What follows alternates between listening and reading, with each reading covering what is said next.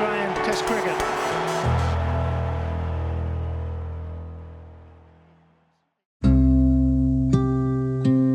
The greatest battle of all, the Ashes between Australia and England. Welcome to the highlights of the first day's play at the Gabba, the opening Test match between these two teams. England hold the Ashes. They won them in 1985. In England, Australia are challenging under the leadership of Alan Border. An Ashes series is something I dreamt of, and to play against guys like Botham and Lamb and Gadding and Gower, and you know, they had a pretty hot side when in the 86-87 first series. You know, we went in underdogs.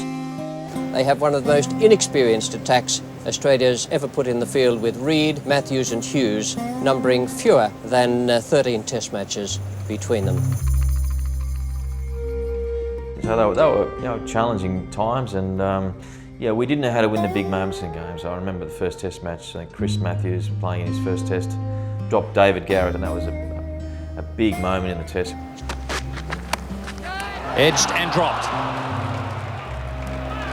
Chris Matthews coming across there from third slip. If we caught that, we probably would have got on top and may have won the first Test. As it was, he went on, scored a lot of runs, and then Botham came in and played just a blazing 100, and we were behind the 8 ball from that moment on. Straight down the ground, beautifully played, and that brings up Ian Botham's century. This really has been a magnificent batting performance by one of the greatest all-rounders of all time. That one steered away, and the winning run will come as the second is taken by Broad. And with that run, the ball going down to the boundary for 4, England have won the Test match. They've won it by 7 wickets, and in great style too. So there's plenty of work for the Australian captain and the Australian selectors to do before we line up for the second of these clashes for the Ashes in Perth.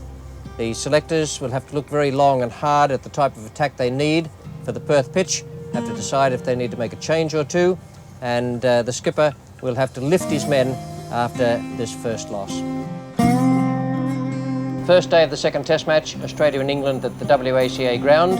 The most perfect conditions imaginable. And that Test match was one of my favourites because Alan Border sprung a surprise on me as soon as we bowled them out. Now here's a little tester of temperament and skill for Steve Waugh. He's been put in at number 3. Normally would bat down at number 7.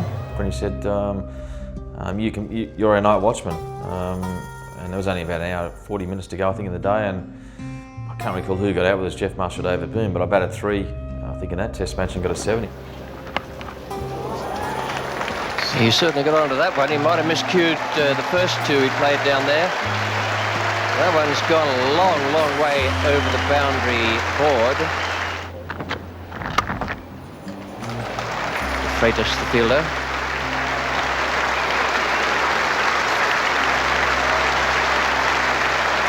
Half century for Stephen Waugh. That'll be a tremendous relief to him. He's a very good young cricketer. That again gave me confidence that I was good enough to be a Test cricketer, because before that period I hadn't scored a lot of runs, probably didn't take a lot of wickets, but to get a 70 batting 3 as a night watchman and then getting 5 wickets, that sustained me for that rest of the series and gave me belief that I could match it with the best players in the world.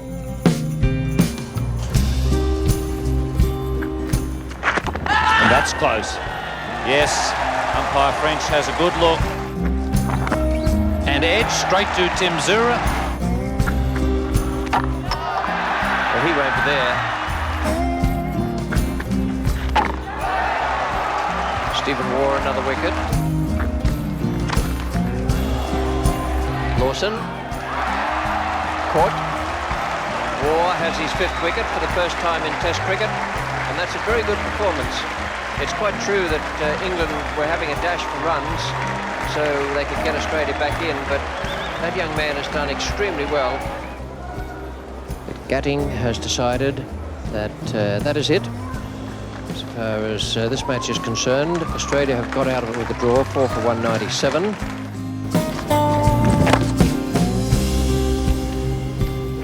So the third match at the Adelaide Oval is drawn.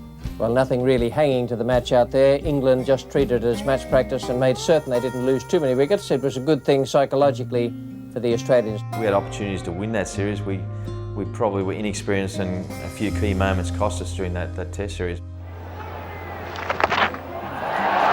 That's the direction he's hit it. Straight to Gladstone Small, who takes a very comfortable catch. So the Ashes are retained by England. No, we didn't know how to win. I think we won the last test of that series in Sydney, and that was my first test win, in fact, I think in my 13th test match. So that puts it into perspective. I think I probably waited 18 months or 12 months to have playing a winning test match. So I didn't sing the team song for over a year. He's gone. Cotton ball for 96. Got him, that's the one. The wrong one through the gap between bat and pad.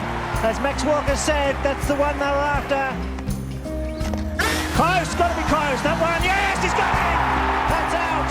Very close, didn't offer a shot, and now 2 wickets for victory. Gone, he's caught him. Great catch. Umpires confer, yes, he's out. Peter Sweep, his final delivery. Got him! He's got it! Victory for Australia! They've won with 1 over remaining, so the runabout ends the end of a very memorable test match. Victory by 55 runs, 5 wickets to Peter Sweep, one of the all-time great test matches. Well, what can we say?